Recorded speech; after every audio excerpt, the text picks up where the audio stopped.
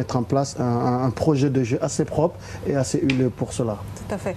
Alors Aliou, on va faire quand même aussi le point bien sûr sur ce milieu de terrain, puisque hier on a beaucoup parlé de la défense. On sait que la Côte d'Ivoire a un milieu assez intéressant, donc en termes de potentiel, en termes de qualité.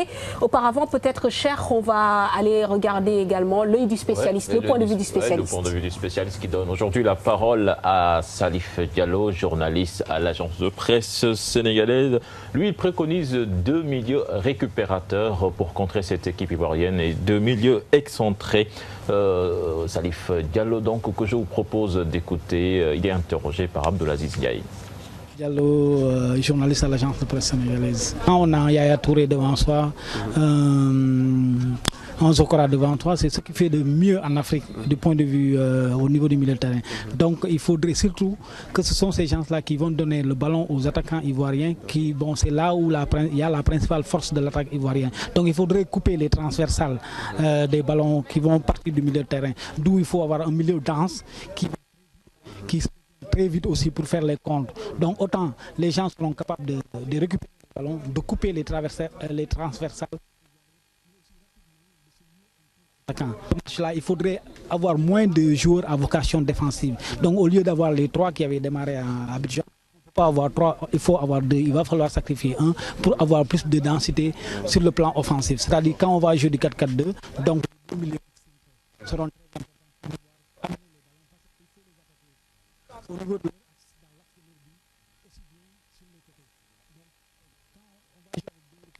tout le reste, ce serait des joueurs à vocation offensive. 2 milieux récupérateurs, Mohamed Diamé et Gana Gueye. Gana Gueye parce qu'il va vite, il est petit, il est plus léger que les autres. Il faudrait forcément avoir un seul milieu à vocation offensive et les 2 milieux forcément à vocation défensive. Mais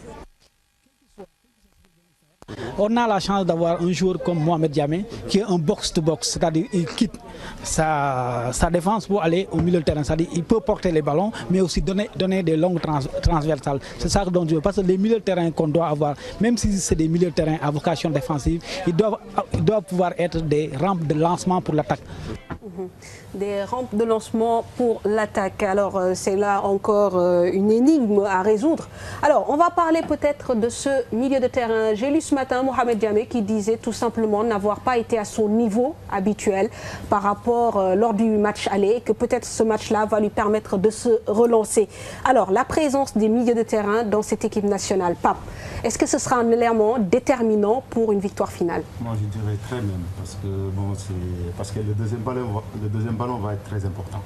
Et surtout quand on va dégager, il faut les récupérer très vite et sortir très vite. Parce que sur le deuxième ballon, ils ont des attaquants de feu. Donc ils vont aller très vite. Donc au milieu, ça va être très important. Il faut qu'on soit en supériorité et être attentif sur les deuxièmes ballons, les récupérer avant eux et les jouer très vite et surtout les mettre en danger. On sait que derrière, ils ne sont pas très très costauds et je pense que le deuxième ballon est important.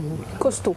Oh oui, je confirme ce que Pape dit, surtout que cette équipe de Côte d'Ivoire, on a vu, elle nous a fait beaucoup de mal au milieu, et avec un Yaya Touré qui n'était pas forcément dans un grand jour au match aller. Mais il récupère Tchotechek qui était blessé au match aller et qui est là, qui fait un excellent travail de récupération, qui est un joueur à vocation très très physique et qui va beaucoup au contact physique. Bon, il a peut-être l'avantage ou l'inconvénient de partager le même club que Papis Demba Cissé et Dembaba à Newcastle. Mais je pense que ça va être le seul changement peut-être au niveau de l'équipe de Côte d'Ivoire. Ne soyons pas étonnés de voir Sabri Lamouchi jouer avec 3 milieux récupérateurs contre le Sénégal, en l'occurrence Zokora, Tchotechek et Yaya Touré, sachant que Yaya a une possibilité de se transformer sur les actions, sur les phases offensives. Et donc du coup, la réponse que le Sénégal devrait apporter à cela, c'est également justement de voir le profil de ces joueurs ivoiriens qu'on aura en face pour adapter le choix de nos joueurs.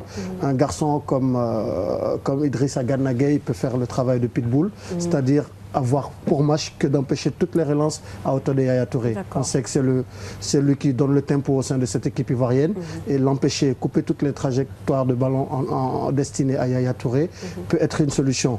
Et la deuxième chose, c'est le défi physique. Ça va être énorme. Tchétchèque, c'est un garçon qui met vraiment le pied, qui physiquement, il va essayer d'imposer un défi physique à ses vis-à-vis. Mais je pense que Momo Diamé a des arguments pour répondre physiquement. Ricardo Fati a un degré moindre, mais on a toujours besoin de sa technicité, de sa capacité à remonter le ballon et surtout dans sa qualité de passe. Alors Aliou, vous avez déjà cité 3 milieux défensifs. Est-ce à dire que donc on peut envisager cette option-là, jouer avec 3 milieux récupérateurs? Oui, après, sur nos milieux, avec 2 ou 3 milieux récupérateurs et un 4e milieu, en l'occurrence Damdoy, parce qu'on oublie que Damdoy a beaucoup évolué dans ce poste d'abord au Sénégal. Il était milieu organisateur, meneur de jeu avant de partir. C'est en Europe qu'ils l'ont fait avancer d'un point. Donc aujourd'hui, il joue beaucoup plus même en 9,5, plus qu'en attaquant de pointe ou sur les côtés. Je pense que le choix en 3-5-2, moi, me conviendrait parfaitement avec des couloirs bouchés par 2 milieux excentrés qui vont apporter de la percussion, faire du travail, un pressing assez haut, et un joueur comme Soiré qui a une patte gauche magique, qui peut jouer sur le couloir et qui peut occuper tout son couloir et qui a une excellente qualité de centre. De l'autre côté, si tu utilises Moussa, tu le mets dans une configuration d'un match Sénégal-France comme ce que Moussa Ndiaye avait fait, c'est-à-dire juste pour empêcher toutes les phases offensives du côté ivoirien. Sachant que la faiblesse de la Côte d'Ivoire, c'est sur les côtés, parce qu'à droite, Guy Demel est blessé, il est out pour le match. Il n'y a que Emmanuel Eboué qui va être sur le côté droit. Et à gauche, il y a toujours le doute entre Arthur Boka et Tiene Chaka. Et Lamouchi n'a pas encore fait son choix. Tiene Chaka ne joue quasiment pas au PSG. Arthur Boka joue 1 sur 2 matchs en Allemagne. Donc il y a possibilité d'exploiter cette faille. Et l'axe central avec Kolo et Souleymane Bamba aussi n'est pas forcément un gage d'assurance. Donc il y a vraiment le moyen. Ils ont souffert lors du match aller, notamment. Et donc il faut jouer sur les faiblesses de l'équipe de Côte d'Ivoire. Sa force, c'est son attaque. Elle a une attaque de feu qui peut marquer à tout moment, des joueurs de couloir qui sont assez vite, qui sont très percutants. Il faut les empêcher de s'exprimer sur le terrain. Et après, maintenant, mettre en avant nous également notre force, qui est également notre armada offensive. Et dans cette configuration, quel pourrait être le rôle, par exemple, de Sadio Mané? Parce que quand même, il faut un homme qui organise tout ça. Une fois qu'on a récupéré le ballon, quelqu'un qui puisse distiller justement les bonnes passes. Est-ce que voilà, un joueur comme Sadio Mané pourrait également avoir son mot à dire dans ce genre de match? C'est sûr, si le coach va le mettre, c'est sûr, on va dire ça. Mais bon, si un Sadio Mané qu'on sait qu'il est vif, contre des grands gabarits, je pense qu'il peut faire mal. Donc après, il faut lâcher le ballon le plus vite possible. Ça, c'est très important. C'est peut-être un de ses défauts d'ailleurs. Surtout s'il joue juste. C'est vrai que c'est un garçon qui a de la qualité, il a une bonne capacité d'élimination de son vis-à-vis, mais il a tendance souvent à faire un contrôle en plus ou à lâcher le ballon assez tardivement. Je pense que le staff technique devrait lui parler dans ce sens. S'il doit démarrer le match, qu'il comprenne que voilà, c'est un match en jeu, il va falloir qu'on soit assez réactif, qu'on aille plus vite et qu'il lâche le ballon assez rapidement, qu'il n'y ait pas la touche superflue sur le contrôle. Et surtout aussi, il doit aussi, je pense, travailler son réalisme, parce que souvent on se rend compte qu'il a d'énormes occasions de but qu'il ne concrétise pas. C'est sûr, il est encore jeune.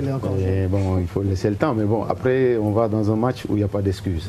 On a besoin on sait qu'on a besoin de marquer des buts, donc il faut aller très vite. Parce que aussi, même si la défense ivoirienne, elle est faible, comme on dit, mais bon, après une défense qui se replace, qui est à 4, c'est difficile de passer. Donc le moment où ils sont en compte, quand on récupère la balle, il faut aller très vite et les poser des problèmes. Très bien. Alors, on a beaucoup parlé d'empêcher les relances, de boucher les espaces, mais bon, là où on s'inquiète un peu,